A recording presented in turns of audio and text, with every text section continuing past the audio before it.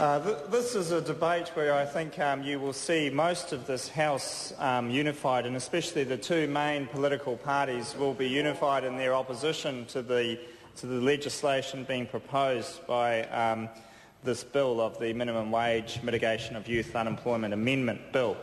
And I just want to start by perhaps responding to some of the issues that have been raised by the presenter of this bill. And I think in the context of looking at the youth of New Zealand and looking at the future that this country has available to it and that this government is very much aware of and wishing to promote, that we see a bright future for our young people. We see our young people as getting education, skills, training and having direction and purpose in life.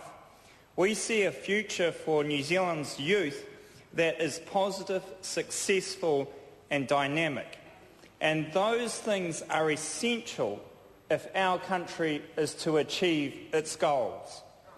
The fundamental proposition that this bill puts up is that you need to pay people less to get them into their first job so that they can have an unskilled future. That's what this bill will essentially do to New Zealanders. We see a different future for New Zealanders. We want to see those young people get into training, get into skills, so that they're not talking about getting the lowest paid job they possibly can, but they're looking to get the best paid job that they possibly can. And if we can achieve that, we can actually make that dynamic change in our economic base that will give New Zealand the growth potential that we need. And I think that's the fundamental thing that the ACT Party hasn't grasped. They are looking at things in a historical perspective. Well, the world has moved on. And at this stage, we need to create an economy that has a strong and successful workforce. And to do that, we need those young people to get the best skills they can have at the earliest age they can get. And we should be promoting them to get education and training, not promoting them to take the easy option for a temporary employment that may provide some financial gain at an early age, but not actually deliver long-term benefits for those individuals in our country going forward. And that's the dynamic I think the ACT Party hasn't grasped. They're looking at it from the perspective that we can just give lower rates and therefore the people will be happy. And they're also scaremongering, talking about things like youth gangs, taking the dole and all that work. That's not the reality. The reality is that youth want to actually achieve and get a decent start in life. And where do you set the rate? Where do you set a youth rate if you're going to have one? What is the value that you would put on a young person under the ACT proposal?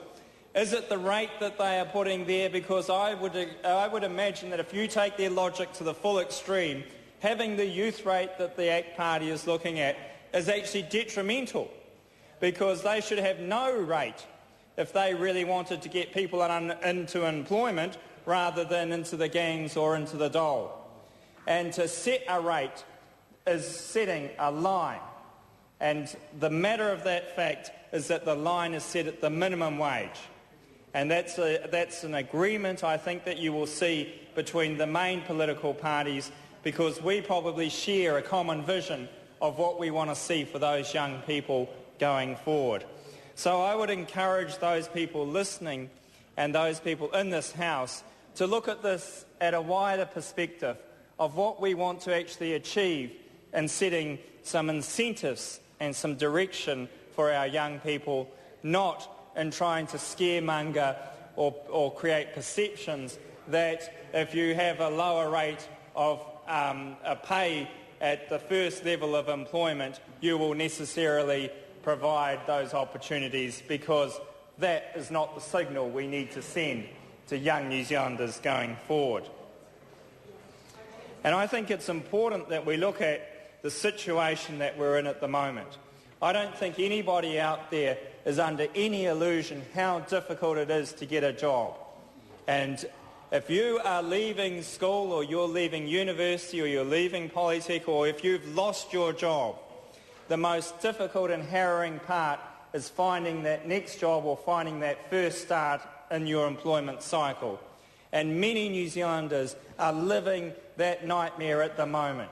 And that is a nightmare that has been brought about partly by the nature of our economic position, that's been partly because of world circumstances, but also partly because we need a stronger and vibrant economy that can deliver opportunities for our people going forward. And that is the crucial thing that as a Parliament we should be looking for solutions for. We should be looking for solutions so that New Zealanders, and especially young New Zealanders, can see a future in training and in employment so that they can get that personal growth and have that desire that comes with getting a job. And that is what this government is focusing on. We are focusing on the economic fundamentals that will provide the environment so that people can hire young people, so that people can deliver them the incentives to get ahead and succeed. And in the Select Committee, we've debated this issue of youth employment rates many times and unemployment as well. And one of the key things that always comes through is that you have young people coming in front of the Select Committee that are actually attaining very high levels of management expertise and success at a young age. And it is difficult when you see the logic of what this member's bill is to compare that with the reality of the success of a lot of young people.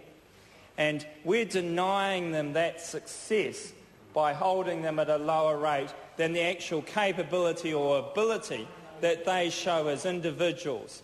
And I think that's a tremendous shame if we actually dumb down our young people that can actually provide successful and strong services and get paid for it to demonstrate their actual capability and their ability to do a job well. And so it's important that we don't actually set our bar too low, in the sense that our young people that work hard actually find that they don't get some reward for that. And that is something that I think this legislation could have the problem in addressing if it went through this House. So in essence, there is a new way of looking at these issues as we go forward. And that is a way of building an economy that is strong, and it is delivering the skills and enterprise for our young people to take advantage of that. And this government is committed to creating that economic environment. We don't believe that this measure will create the successes that the member bill promoted by the ACT Party. We don't believe that it will create the environment that they say it will.